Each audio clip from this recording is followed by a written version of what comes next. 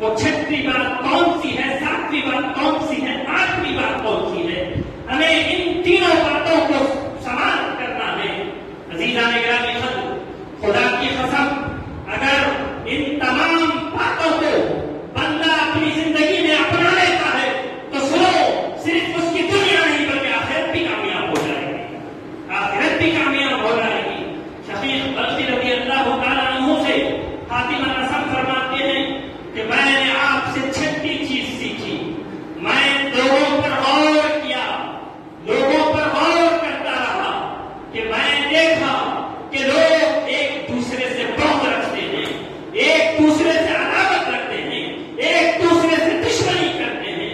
چھٹی چیز کہتے ہیں کہ جو آپ کی صحبت سے سیکھی ہے، میں لوگوں کی طرف دیکھا، غور کیا، تمام لوگوں کا جائزہ لیا، مجھے پتا چلا کہ لوگ حسد کرتے ہیں، لوگ عداوت کرتے ہیں، لوگ دشمنی رکھتے ہیں، لوگ بغض کرتے ہیں۔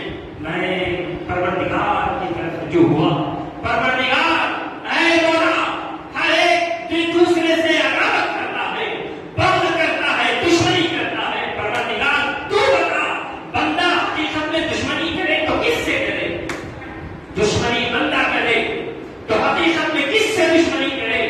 جواب ملتا ہے ان الشیطان لکم عدو مبین، تم نے دشمنی کرنا ہو، سنو تمہارا اصل دشمن شیطان ہے۔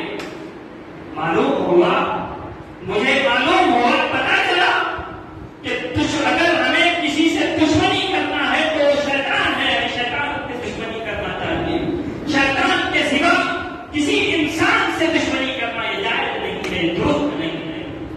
عزیزان گرامی قدر، ساتویں چیز کہتے ہیں میں نے لوگوں کو دیکھا، ہر ایک شخص کو دیکھا، ہر ایک شخص کا جائزہ لیا، میں دیکھا کہ لوگ جدوجہد کرتے ہیں مال کمانے کی کوشش کرتے ہیں، جدوجہد کرتے ہیں، اتنا مبالغہ کرتے ہیں، اتنی کوشش کرتے ہیں مال کمانے میں، اگر انہیں اپنے آپ کو ذلیل کرنا پڑے تو کوئی پرواہ نہیں، اگر ان کی آخرت بھی تباہ ہو رہی ہے تو کوئی پرواہ نہیں رہتی، اور وہ مال کمانے میں اتنی جدوجہد کرتے ہیں کہ حلال و حرام کے فرق کو بھی بھول جاتے ہیں۔ میں غور کیا پروردگار اس معاملے میں کیا حکم دیتا ہے، پروردگار کیا رہنمائی فرماتا ہے کہ کوئی بندہ جتنا مال کمانے میں جدوجہد کر رہا ہے، حلال و حرام کے فرق کو بھی مٹا دیتا ہے۔ پروردگار کی طرف رجوع ہوا کہ پروردگار کیا رہنمائی فرماتا ہے، کیا حکم دیتا ہے۔ بات آتی ہے اللہ سبحانہ و تعالیٰ مقدس کلام میں فرماتا ہے وَمَا مِن دَابَّةٍ فِي الْأَرْضِ إِلَّا عَلَى اللَّهِ رِزْقُهَا۔ مقدس کلام میں پروردگار فرما رہا ہے سنو، جو زمین پر چلنے والا کیڑا ہو، مکوڑا ہو، پرندہ ہو، جانور ہو یا انسان ہو، جو زمین پر چلتا ہے، ان تمام کا رزق ہمارے دل میں ہے۔ پروردگار کہہ رہا ہے ہر ایک کا رزق ہمارے دل میں ہے، ہم انہیں رزق عطا کرتے ہیں۔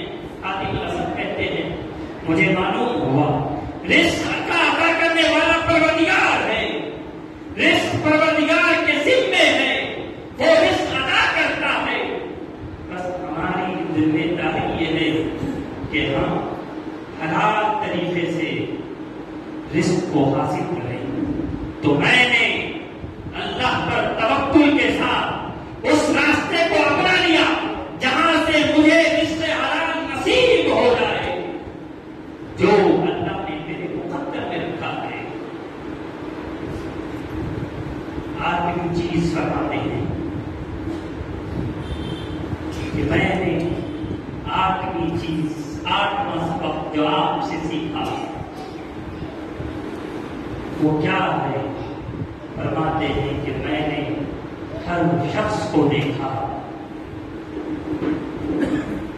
ہر شخص کا جائزہ لیا، لوگ مخلوق پر بھروسہ کرتے کرتے ہوئے لوگوں کو پایا، لوگوں کو دیکھا، ان کا جائزہ لیا تو پتا چلا ہر شخص مخلوق پر بھروسہ کرتا ہے، مخلوق پر بھروسہ کرتا ہے، خواہ مخلوق اس کی جاب ہو، خواہ مخلوق اس کی دکان ہو، خواہ مخلوق اس کا کاروبار ہو، خواہ مخلوق اس کی حکومت ہو، خواہ مخلوق اس کی آفس ہو، خواہ مخلوق اس کی سلطنت ہو، یہ سب مخلوقات ہیں۔ بندہ کسی نہ کسی شے پر، کسی نہ کسی مخلوق پر بھروسہ کرتا ہے۔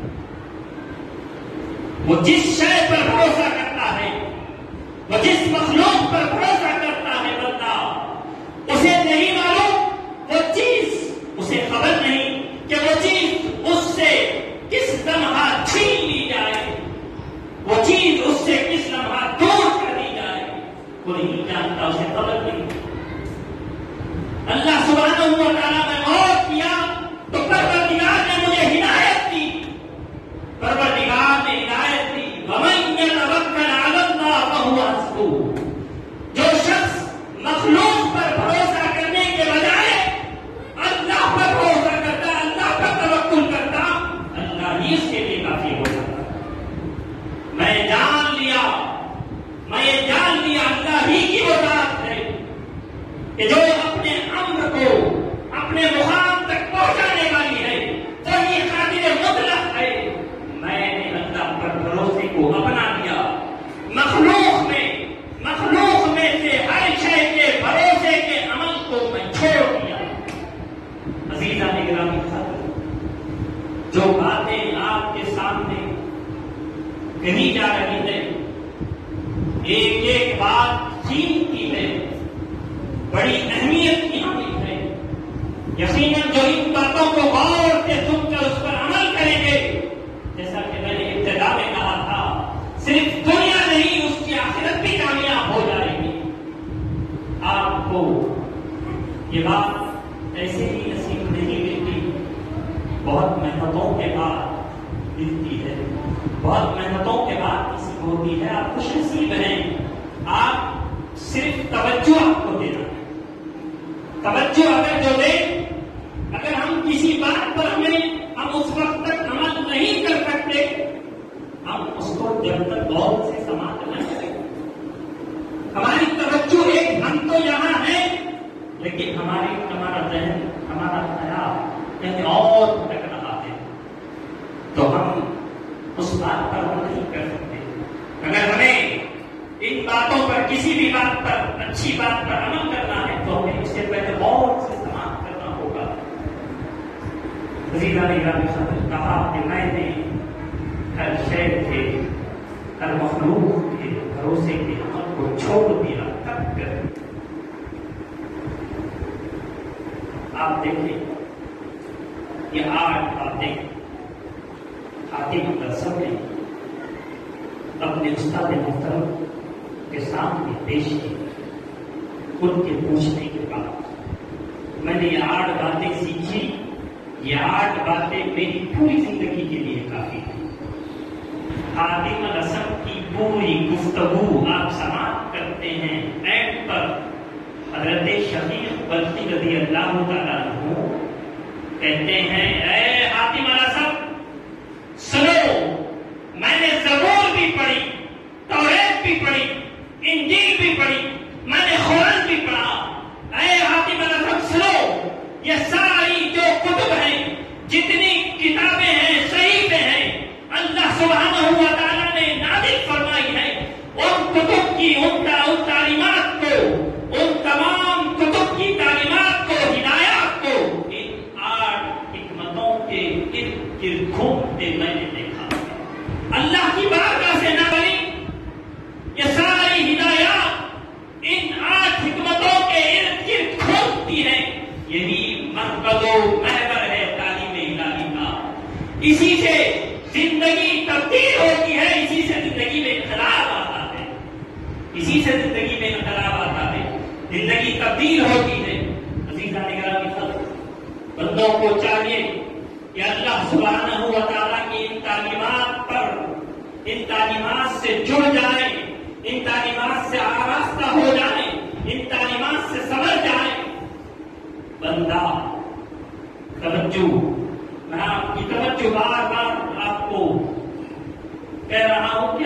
توجہ کے ساتھ سنیں. بندہ غفلت اور ہلاکتوں کے گھروں سے نکل جائے. بندے کی زندگی میں آخرت کو دنیا پر ترجیح مل جائے. بندے کی زندگی میں دنیا کے مال و دولت پر بھروسے کے بجائے اللہ پر توکل مضبوط ہو جائے. بندے کی زندگی سے حسد نکل جائے. بندے کے دل میں اعمال صالحات کی رغبت مستحکم ہو جائے. بندے کے دل میں استغنا آ جائے. بندے کے دل میں تقوی کو وہ مقام نصیب ہو جو پروردگار اللہ رب العزت مومنین کے اندر دیکھنا چاہتا ہے. وہ مقام یہ ساری تبدیلیاں کہاں سے شروع ہوتی؟ بندہ غفلت کے ہلاکتوں کے گڑھے سے نکل جائے. بندے کی زندگی میں آخرت کو دنیا پر ترجیح مل جائے. بندے کی زندگی میں مال و دولت پر بھروسے کے بجائے اللہ پر توکل مضبوط ہو جائے. بندے کے دل میں اعمال صالحات کی رغبت مستحکم ہو جائے. بندے کے دل میں استغنا آ جائے. بندے کی زندگی سے حسد نکل جائے. بندے کے دل میں تقوی کو وہ مقام نصیب ہو جو پروردگار مومنین کے اندر دیکھنا چاہتا ہے. یہ ساری تبدیلیاں اس کا آغاز کہاں سے ہوگا؟ سنو، اس کا جواب یہی ہے. بندے کی زندگی میں ساری تبدیلیوں کا آغاز توبہ سے ہوتا ہے. ساری تبدیلیوں کا آغاز توبہ سے ہوتا ہے. توبہ کیا ہے؟ توبہ سوئے ہوئے غافل بندے کو سوئے ہوئے غافل بندے کی آنکھ کھولتی ہے. توبہ نیند سے بیدار ہونے کا نام ہے. توبہ اپنی غفلت کا احساس پیدا ہو جانے کا نام ہے. توبہ اس شعور کے بیداری کا نام ہے. اس شعور کی بیداری کا نام ہے میری زندگی ہلاکت میں ہے. میری زندگی نقصان میں ہے. میری زندگی خسارے میں ہے. اللہ کی نافرمانی اور معصیت میں ہوں اور اپنی آخرت کو تباہ و برباد کر رہا ہوں. اللہ سے دور ہو رہا ہوں. اللہ سے دور جا رہا ہوں. اگر یہ باتیں بندے کے اندر پیدا ہو جائے، اللہ سے دور ہونے، اس کی قربت سے محروم ہونا، یہ احساس پیدا ہو جائے، یہ احساس کسی کے اندر پیدا ہونا یہ توبہ ہے. ہم کیا سمجھتے ہیں؟ توبہ زبان سے توبہ و استغفار کہہ دیا بات ختم ہو. زبانی توبہ زبانی کلمات کا نام نہیں ہے. آپ سن لیں، توبہ زبانی کلمات کا نام نہیں ہے. توبہ ایک شعور ہے. آپ کو اس عمل کا ادراک دیتا ہے کہ سنو، میں اندھیرے میں ہوں. مجھے اندھیرے سے نکل کر روشنی کی طرف جانا ہے. میں تباہی و ہلاکت کے راہوں پر ہوں. مجھے نجات اور فلاح کی طرف جانا ہے. میں اللہ کی ناراضگی کی راہوں پر ہوں.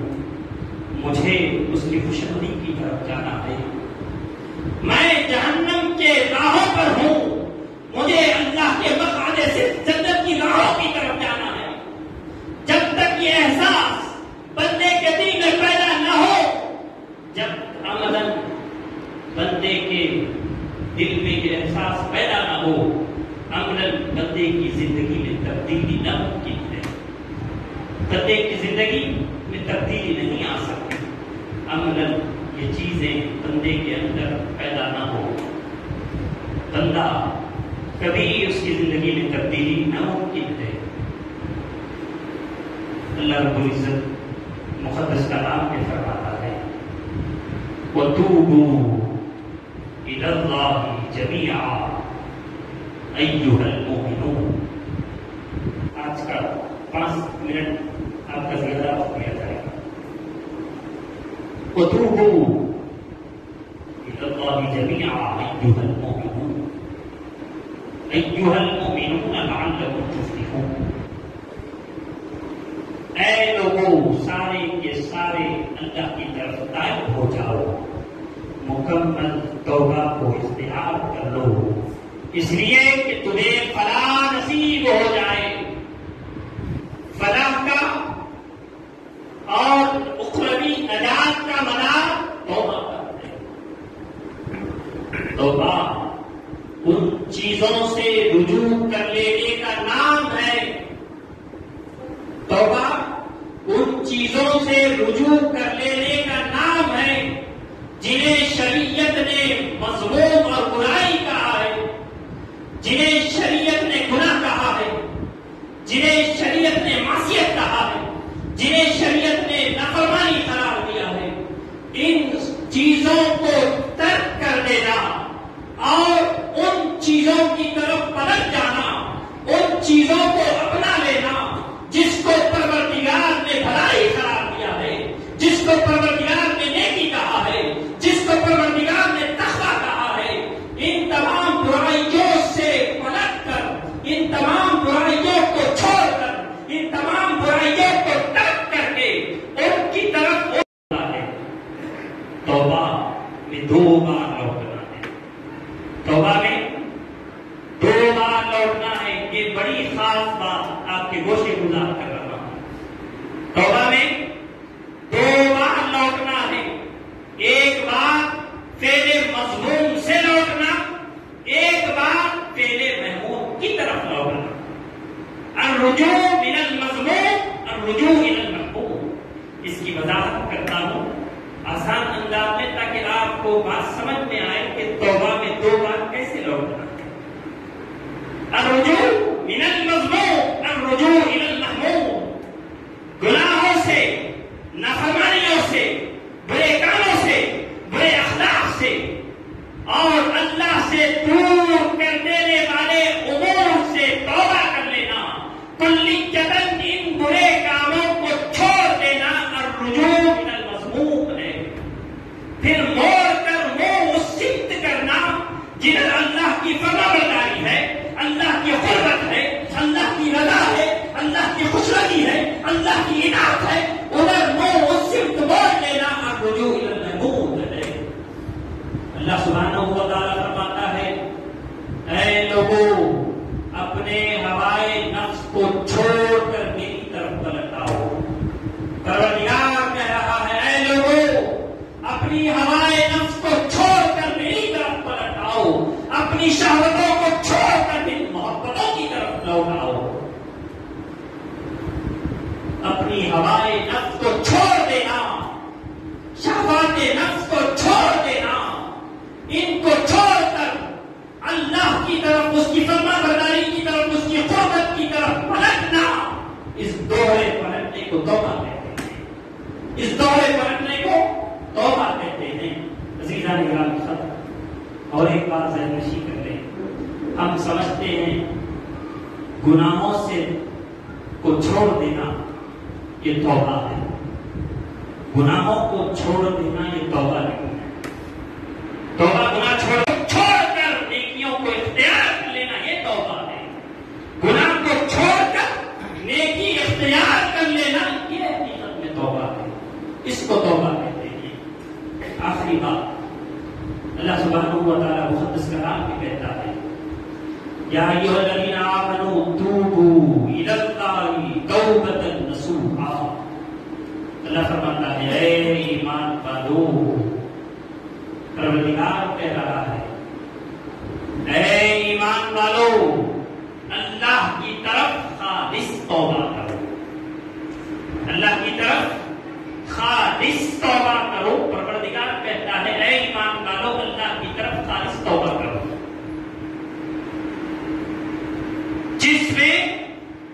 جس توبہ میں جب تم توبہ کر رہے ہو اس توبہ میں کسی قسم کی ملاوٹ نہ ہو۔ آپ کہہ رہے ہیں کہ سمجھ رہے ہو کہ توبہ میں ملاوٹ کیسی؟ اللہ فرماتا ہے خالص توبہ کرو، توبہ میں کسی قسم کی ملاوٹ نہ ہو۔ توبہ میں کسی قسم کی ملاوٹ ہوگی وہ توبہ توبۃ نصوحا نہیں ہوگی۔ ملاوٹ کا مطلب کیا ہے؟ جس گناہ سے، جس برائی سے،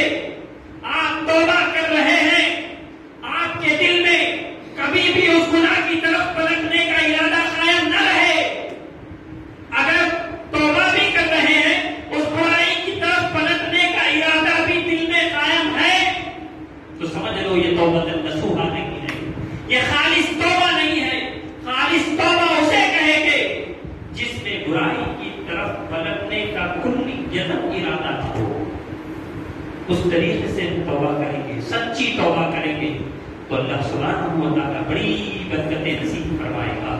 سچی توبہ بندہ کرتا ہے تو اسے اللہ کا خلق نصیب ہوتا ہے، سچی توبہ بندہ کرتا ہے اسے جہنم سے نجات عطا کی جاتی ہے، سچی توبہ بندہ کرتا ہے وہ رحمت الہی کا حقدار بن جاتا ہے، سچی توبہ بندہ کرتا ہے تو اس کے گناہ ختم ہو جاتے ہیں، سچی توبہ بندے کے لیے دنیا و آخرت کے کئی ایک فوائد کا سبب ہے۔ عزیزان گرامی، ہمیں اللہ کی بارگاہ میں سچی توبہ کرنی چاہیے۔ یقیناً جو سچی توبہ کرتے ہیں انہیں فلاح نصیب ہوتی ہے، کامیابی نصیب ہوتی ہے۔